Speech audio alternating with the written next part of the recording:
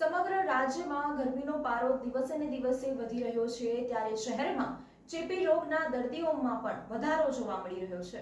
વડોદરા શહેરની સયાજી હોસ્પિટલમાં રોજના 300 દર્દીઓ ચેપી રોગના નોંધાય છે ત્યારે શહેરના કારેલીબાગ વિસ્તારમાં આવેલી ચેપી રોગ હોસ્પિટલમાં 150 દર્દીઓ નોંધાતા હોય છે।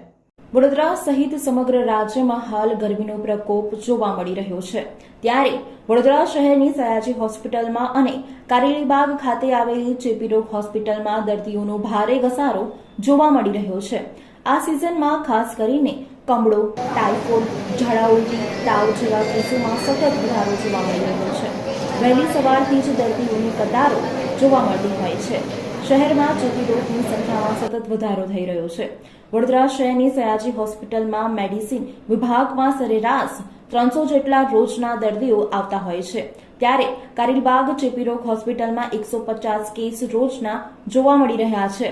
ત્યારે વડોદરા મહાનગરપાલિકાની આરોગ્ય વિભાગની 178 ટીમો 300 થી વધુ જગ્યાએ તપાસ કરવામાં આવી રહી છે જેમાં કોઈ દર્દી શંકાસ્પદ લાગે તો તેની સામે કાર્યવાહી કરવામાં આવતી હોય છે।